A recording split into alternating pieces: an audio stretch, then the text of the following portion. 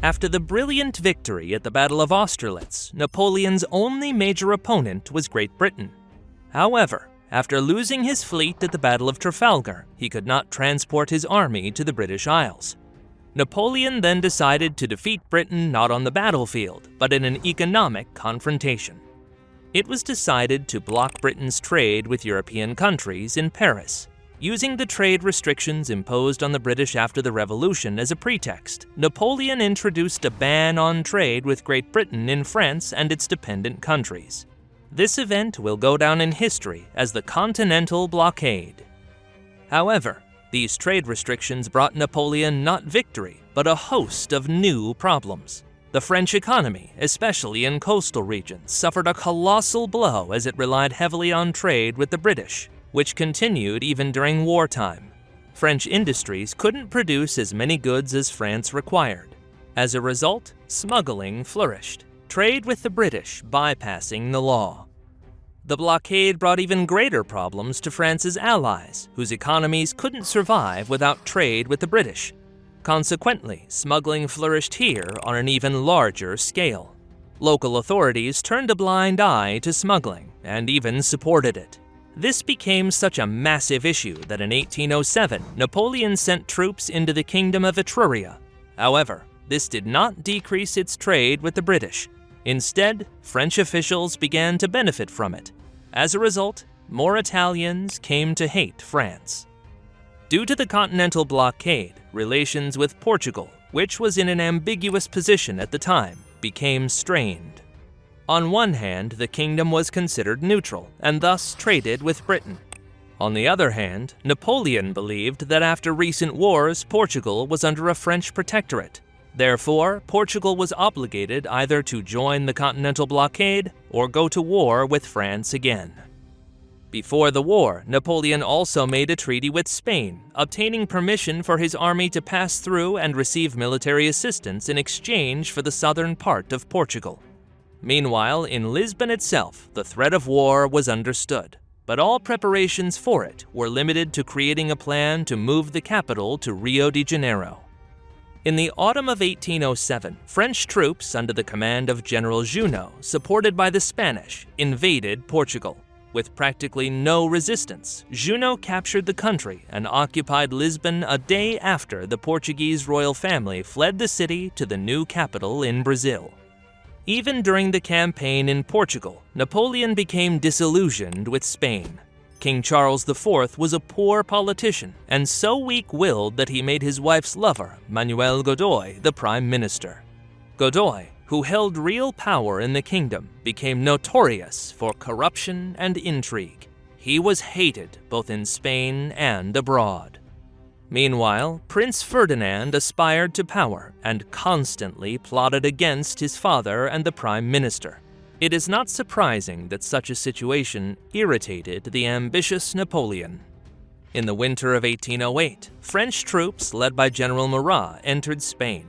Officially, they were heading to Gibraltar, but they quickly occupied the north of the kingdom. The royal family left Madrid. In March 1808, Prince Ferdinand led a successful uprising and proclaimed himself the King of Spain.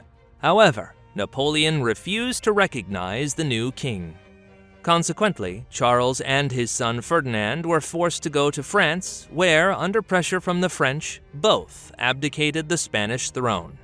Thus, Napoleon's brother Joseph Bonaparte became the new king of Spain.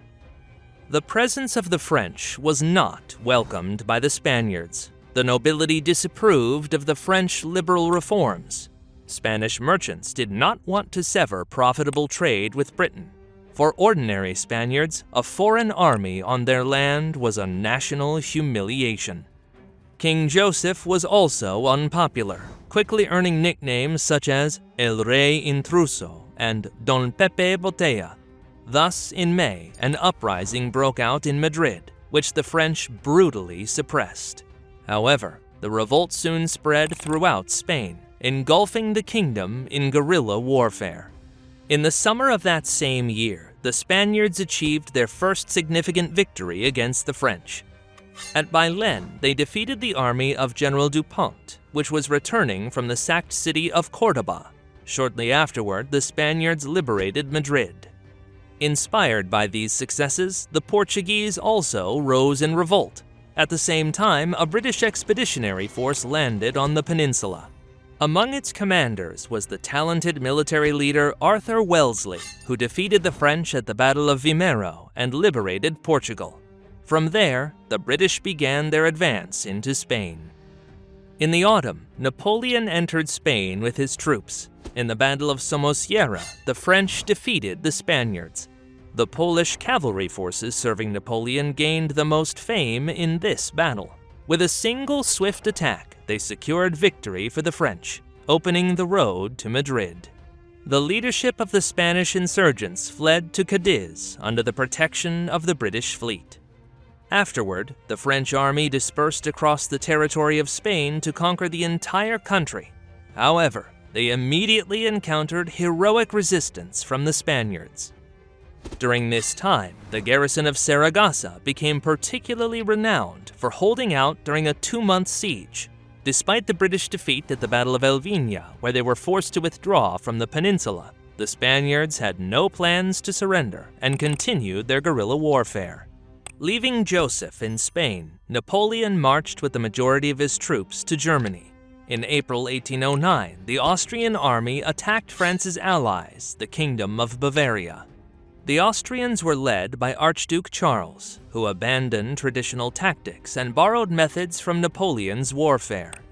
Thanks to this, the Austrians captured Regensburg and nearly defeated the corps of the French Marshal Davout, who was saved only by the timely arrival of reinforcements. Soon, Napoleon also arrived in Bavaria with the rest of his troops. The initiative shifted to the French. After a brief siege, during which Napoleon was wounded, the French captured Regensburg. From there, they began their advance, pursuing the Austrian army. Along the way, Napoleon detached his forces to besiege Austrian fortresses and capture provinces. Thus, when he reached Vienna, he had only 80,000 soldiers behind him. Archduke Charles chose not to defend the capital, instead withdrawing the Austrian forces to the marshes of Lobau. Utilizing the advantages of the terrain, he defeated the French during the Danube crossing. The battle, known as the Battle of Aspern-Essling, became Napoleon's first significant defeat, and his forces were compelled to leave the battlefield for the first time. However, the French did not abandon Vienna. Relaxed by their victory, the Austrians did not pay attention to the preparations of the French. Meanwhile, the French secretly constructed bridges downstream and crossed the Danube unnoticed in the summer. In the Battle of Wagram, Archduke Charles suffered defeat and was forced to capitulate. Austria signed the Treaty of Schönbrunn, under which it ceded the Illyrian provinces to France, Lesser Poland to the Duchy of Warsaw, Tyrol to Bavaria, and Ternopil to the Russian Empire. Additionally, Austria was obligated to pay reparations to France, amounting to nearly 100 million francs. However, after this, Napoleon offered Austria an alliance. Furthermore, to solidify the alliance, he divorced his wife Josephine and married Marie-Louise, the daughter of the Austrian emperor. Reconciliation with Austria was a wise move because, while Napoleon was fighting on the Danube, the British landed a force in the Netherlands and the Pyrenees, and also financed uprisings in Italy and Germany. Although the French quickly suppressed the uprisings and the British in the Netherlands, in Spain, the British, led by Arthur Wellesley, won several minor battles and consolidated their position on the peninsula. Moreover, the British attempted to persuade the Russian Emperor Alexander I to oppose Napoleon. Meanwhile, Alexander I was convinced that Napoleon's marriage to Marie-Louise was definitely a conspiracy between the French and the Austrians against the Russian Empire, because the Russian Emperor himself had not long ago offered Napoleon a marriage to his sister Catherine, and the conclusion of a Franco-Russian alliance against Austria. Even the fact that simultaneously with the Austrian War, the French helped the Russian Empire to capture Finland didn't help. Alexander I began preparing for war. The Russian army was increased to 700,000 soldiers, and in the project plan it was planned to expand to 1 million. Military reform began in 1811. However, the main reason for the rupture of the alliance between France and Russia was Poland. As early as 1810, Alexander I expressed claims to it. Napoleon, however, refused to cede the Duchy of Warsaw to him. Therefore, in 1811, the Russians brought 300,000 soldiers to the border with Poland and secretly offered an alliance against France to the Poles themselves. In response, in the spring of 1812, Napoleon led 12 corps to the border of the Russian Empire. However, only 4 of these corps were French, the rest being soldiers from those countries Napoleon had compelled to become allies through warfare. Consequently, they had no desire to fight. Meanwhile, Napoleon's best troops were sent to Spain to defeat the British-Spanish forces under Arthur Wellesley. The Russian army, however, was in an even worse state. Most of the Russian soldiers had been recently conscripted. There was a shortage of weapons and artillery. The training of soldiers was delayed, and out of nearly 300,000 soldiers, units were still not formed, and instead of war, they remained in the rear. Instead, serf peasants were allowed to form militia units in exchange for the promise of freedom after the war. Cossack units in the steppes were expanded to nearly 100,000 men. Horse regiments were also formed by Muslims, which was generally prohibited by Russian laws. The Emperor of Russia had to appoint General Kutuzov as the supreme commander, who had previously fallen out of favor, as he had once argued with the Emperor at the Battle of Austerlitz. In June 1812, the French army crossed the border and began advancing into the Russian Empire in 3 columns. Napoleon planned to encircle the Russian forces in Lithuania, and he nearly succeeded. However, his Italian allies let him down. Due to weak discipline among the troops, they simply failed to close the encirclement. The Russian army escaped to Polotsk. In the occupied territories, Napoleon restored the Grand Duchy of Lithuania and, after failed negotiations, began his campaign towards Moscow. Meanwhile, Kutuzov, who had just arrived in the city, rejected the tactic of a decisive battle. Instead, he dispersed his forces throughout the provinces, initiated a partisan war, and resorted to scorched earth tactics. Russian forces destroyed all available food supplies, poisoned wells and other water sources, burned villages, and drove peasants into the forests. French troops, lacking proper supply, advanced through famine-stricken lands, starving alongside local peasants. This affected the Allied forces the most, who began to desert en masse. The French army was further devastated by a typhus epidemic. Only about 200,000 soldiers reached Moscow. In July 1812, Napoleon received another piece of bad news.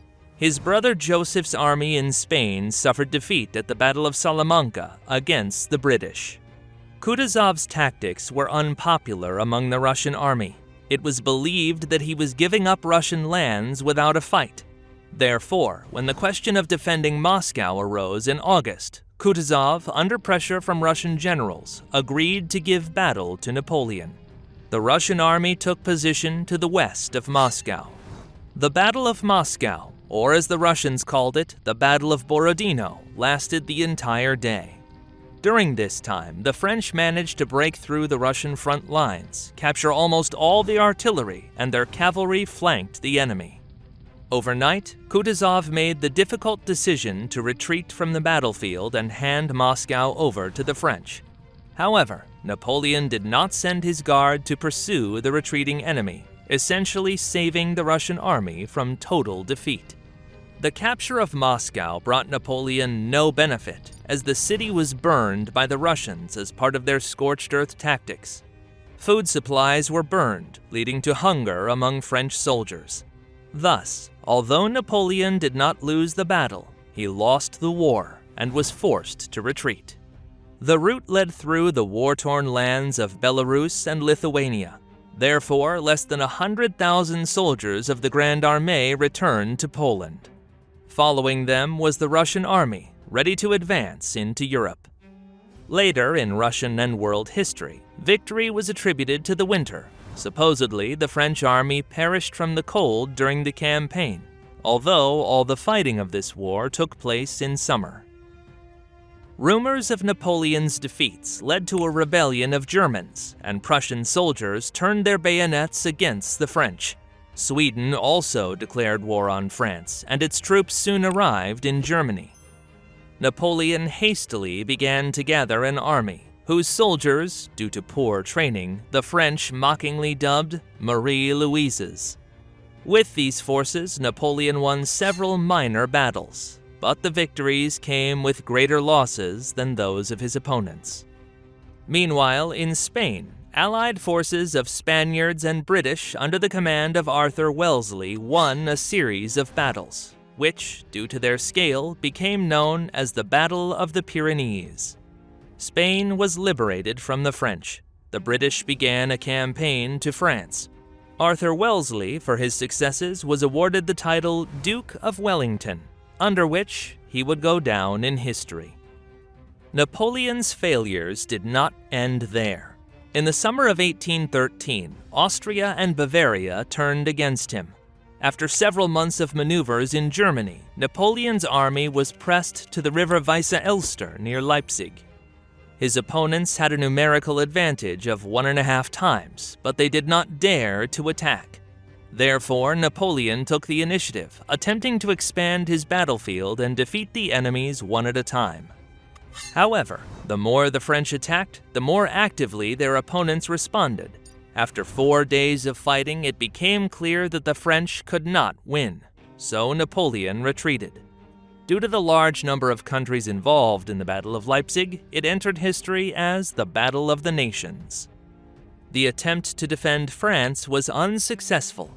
Already in the spring of 1814, Paris was occupied by the Allied forces.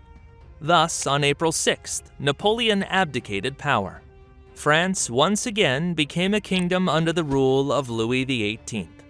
Napoleon moved to live on a small island in the Mediterranean Sea, Elba, and was granted the right to govern it alongside the title of Prince of Elba.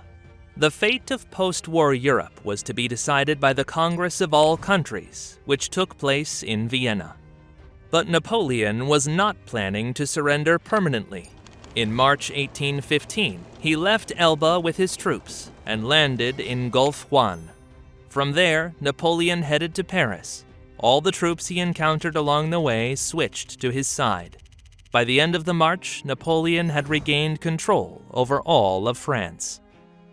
Almost immediately, a coalition from all European states rose against him. Napoleon attempted negotiations, but to no avail.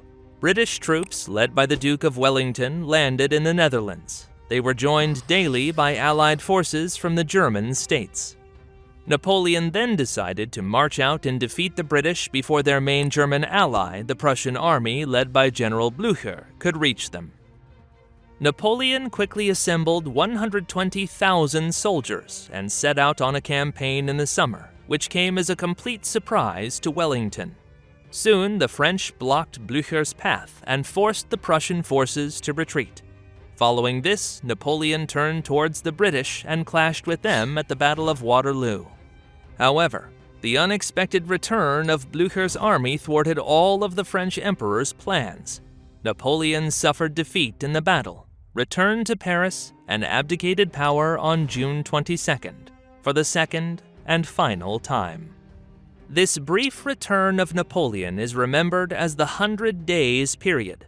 Although Napoleon never returned to power again, spending the rest of his life in exile on the island of St. Helena, a popular political movement in France continued to support Napoleon, known as Bonapartism. Its main idea was the restoration of the French Empire. The most famous representative of Bonapartism in history is Napoleon's nephew, Louis Bonaparte, who later became Emperor Napoleon III. However, the rise of Bonapartism was short-lived, as France definitively abandoned monarchy and became a democratic republic after the Franco-Prussian War in 1871.